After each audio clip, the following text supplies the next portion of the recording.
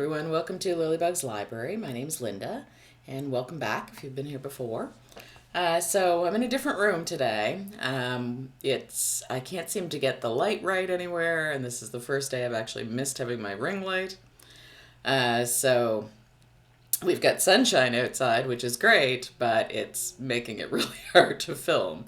So I tried it from my normal spot, and I was almost completely in shadow. So this is as good as it gets. So this is my spare room, my office, so we'll try it from here. So anyway, it is, Tag Tuesday, except it's Wednesday. So today I'm going to do, I got it from Fictional Escapists, and I'm going to do the, why do I never write down the name of the tag? It is I had it. Bear with me. I'm going to look. 1 second. Because I know I had what it was called. Something about do we align or something to that effect. Let me see here. It is called Do Our Tastes Align tag. Okay. And it was originally done by My Name is Marines and Thoughts on Tomes. So it's a new original tag. And so this is all about how you rate books and what you think of different things. So we'll give a quick rundown here. So the first question is, how do you approach reviewing books? What's your review style? Are you analytical, emotional, casual, or structured? I think for the most part, I'm pretty casual and probably a bit emotional. I'm trying to be more analytical. I'm trying to, be a little more structured in the way that I do reviews. But ultimately, I read, I'm an emotional reader. I mean, it depends on how the book affects me and whether it makes me cry, whether it makes me laugh, what I think of the characters. So I guess that makes me more of an emotional reader. What's the book that made you a reader? Whether it was your first favorite or the one that got you hooked. What book started it all? It's kind of maybe strange, but I think the book that probably started it for me was The Pokey Little Puppy, because I was just small, but it just enchanted me because it had all of the kind of fun different words that had to do with what the pokey little puppy was doing. So it's, there was, I remember he would run, I think it was pell mell, and then tumble bumble and, those sort of words. And I remember as a child just being fascinated that you could do all of that with words and that it would make you think about the way he was running and things. I mean, I'm sure I didn't articulate it like that at 4 or 5, but it certainly did get me interested in learning to read. Do you have a genre niche? Are there certain genres you gravitate towards, or do you read widely across genres? I mean, certainly there's genres I gravitate towards. If you've been here longer than a minute, you know that. I like historical fiction, I like romance, I like cozy mysteries. I don't tend to read horror, or I like sci-fi and fantasy, but I have a hard time finding ones that catch my attention and keep it. So those ones are a little harder for me to get into, and they don't tend to be what I gravitate towards just because I know that it can be a problem. But it's not that I don't like them, it's just, finding ones that are right for me. Do you generally prefer character-driven or plot-driven stories? I think character-driven. I do love good characters. I mean, the plot is important too, but it's those characters. It's their successes and failures. It's their flaws. It's their quirks. Those are what really pull me into a book. What's a book you love so much you don't care if others don't like it? What's that one book you love enough for everyone? I don't know. There's probably a few. I mean, I don't really care whether people like the books I read or not. I mean, it's I think reading's such an individual, personal thing. Uh, Probably The Women. When I read that by Kristen Hanna, it was like it just blew my mind, and I absolutely love that book. And I know it wasn't for everybody, and I know that no book is, but I really enjoyed that one, and I would read it again. I would recommend it. All the things. Um, let's see. What's a book you love so much that if someone doesn't like it, you know your reading tastes don't align? The book or books where a difference of opinion is a strong indicator of different reading preferences. Well, that's a tough one. Let me see.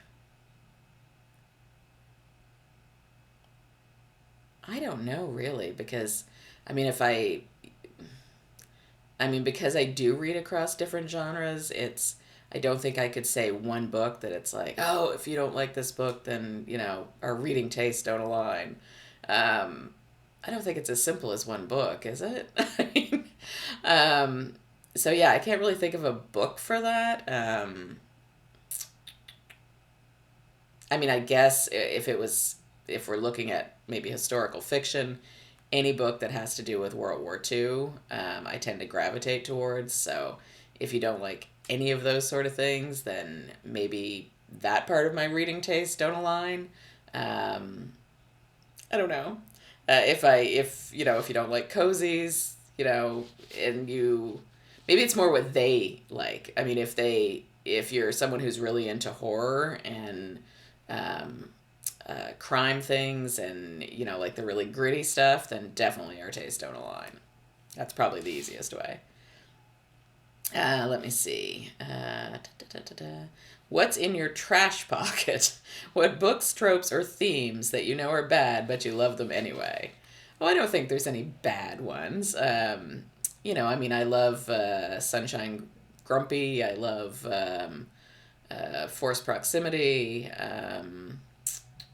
What else? Yeah, I love all those sort of cheesy tropes. That's okay. I wouldn't call them trash. I think they're just fun.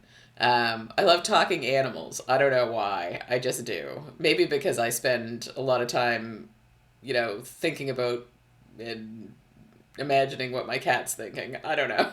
But I like those sort of books too. Um, do you have any deal breakers in books? Something that, if present, immediately turns you off from a book? Yeah, I do. I don't like cheating tropes. I don't like a ton of spice. Um, what else would turn me off from a book? Mean characters. I don't like mean characters. I know, like, you're gonna get some of that, especially in a cozy, because that's usually the person that gets murdered. But if it's a main character in a book and they're constantly either mean to themselves or mean to other people, that usually the ones that they supposedly care about, I don't like that sort of character that just kind of gives me a bad taste in my mouth. So those sort of things, no, I wouldn't read those. Um, what's a strong opinion you have about a book released within the last year, whether it's overrated, underrated, or just a take you need to share? Strong opinion. Book released within the last year. I don't know really. There's a lot of books I've seen released within the last year that I haven't even got to yet. So I do know there's been a lot of buzz about James, and I think that's great. Do I know if it's worth that buzz? No, it's on my shelf, but I haven't read it yet, so I don't know for sure if it's going to be, worth um, all the press that's been surrounding it. But I hope so. Um, I keep getting lost here. Bear with me. What do you look for in writing? What makes a book stand out to you? Is it prose style, themes, voice, structure, or something else? Forgive me, I'm just going to slide over here for a moment and let Dudley in because he seems to be quite upset that he's not in on the action today. So bear with me. Okay, so the door's open. Dudley can come and go as he pleases, so he's happy. Okay, so what do I look for in writing? Um, I think part of it is theme, because that's, you kind of know you want to read it depending on the theme. Um, I think a lot of it is voice, how the writer comes across with the different characters. I think it needs to have a lot of those things that were mentioned working well together to make a good book, um, which is easy to say and I'm sure very hard to do, which is why I'm not the one that's producing the book. But yeah, I think you need a little bit of all of those. But with me, I think mostly it's probably voice. How do you decide what to read next? Do you plan ahead, mood read, or follow external factors such as hype, recommendations, or arcs? Yes, all of those. I normally plan ahead, but it doesn't always work out for me because I like to mood read, so I usually end up throwing some other books in there. And then if it's an arc, I am trying to get to it a little quicker because I know that I need to have it done, or I'd like to have it done before that actually comes out. So yeah, probably a little bit of all of that. Hype doesn't tend to make me read something.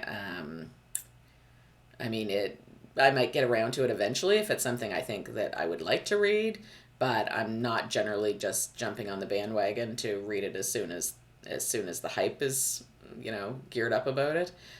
Just because there's such a long list of things to read, so you get to it eventually. Where do you get inspiration for your booktube content? What sparks your video ideas? Other creators, trends, personal reading experiences? Um, a bit of everything, probably. I mean, other creators, certainly. I probably wouldn't have started doing like Tag Tuesdays and Friday reads and things like that because that tends to be the way a lot of booktubers do it. And so I just kind of started doing the same thing. But some of what I do as far as TBRs and things, I mean, that's whatever I came up with. Um, and then what was the rest of it? Trends. Not so much. I wouldn't mind doing some of the different things that other booktubers have come out with, like Garb August, and this year I did Middle Grade March and stuff like that, which I haven't really gotten into much, but some of them sound fun. Um, but yeah, mostly probably my personal reading experiences and just what I decide. If you could make any book go viral right now, what would it be? A book you think deserves more attention and why? Huh. I almost feel like I'd have to bring up my Goodreads to tell you this. I don't know. I don't think I've found that book yet for 2025. I don't think there's been, well, except maybe Briar Club. Briar Club um, was unique, and I would love to see a lot of buzz around that, and for it to go viral, even better. So that one, yeah, I would definitely be on board with. Last year, it probably would have been When the World Fell Silent. I think that's the name of it. It was by Donna Allward Jones, but I think that was the name of it. It was about the Halifax explosion. So that one I certainly think deserves to go viral. So yeah, there's a few, but it takes I almost have to be at the end of the year or pretty close before I can say definitively like this is the book, because there's always other months and other books, and so maybe it's a monthly thing. Once a month the book needs to go viral. And then the last one is, who are some booktubers with reading tastes similar to yours? Um, I think probably Krista from Books and Jams. She, reads the cozies, and she likes the World War II historical mystery or historical fiction. So a lot of the stuff that she reads would be similar. Um, Tiffany from the Beach Bum Bookworm. I think we have quite similar tastes when it comes to cozies. Um, Romance, that one's a little harder. I don't think I've seen too many romance channels that would be similar to what I read. I love watching the Mama Needs to Read Romance, but her tastes are fairly different from what I read. Um, still enjoy her and enjoy, everything she puts out, but she reads a lot more Regency romance and things like that than I do.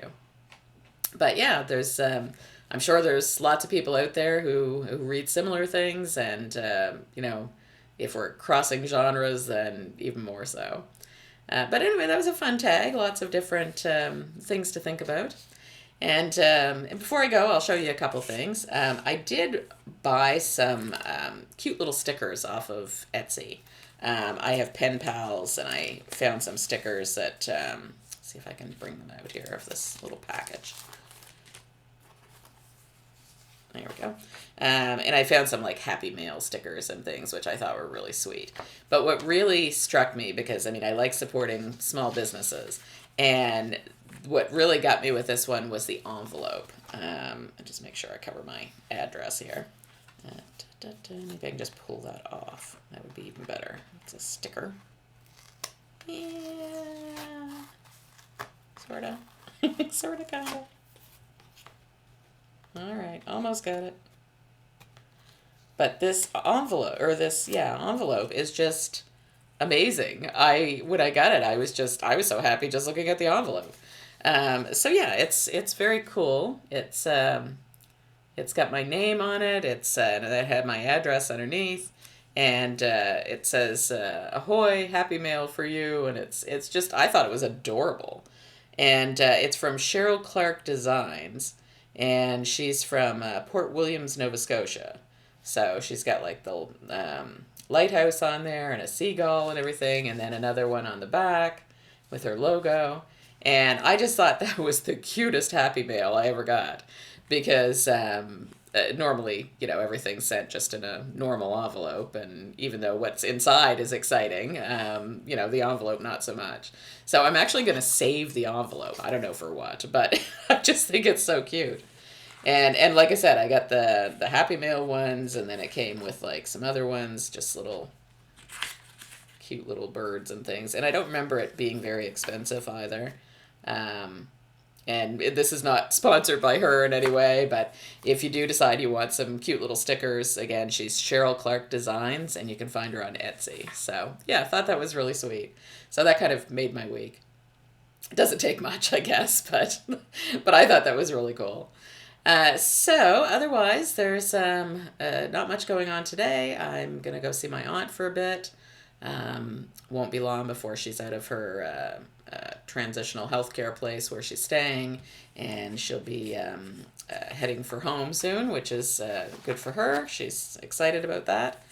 And still will have some challenges ahead of her, but it's always nice to do it in your own home. And so I hope everyone there, wherever you are in the world, I hope you have a great day, and I hope the sun is shining, and we will talk to you soon. All right, bye-bye.